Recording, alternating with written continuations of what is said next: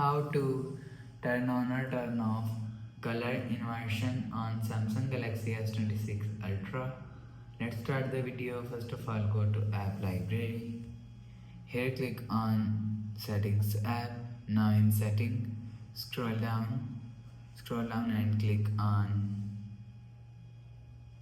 accessibility. After click on accessibility, click on vision enhancement. After click on vision enhancement, scroll down and you will see color inversion is here. Click on color inversion.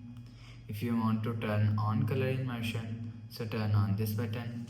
After turn on this button, you will see color immersion is turned on. If you want to turn off color immersion, so turn off this button.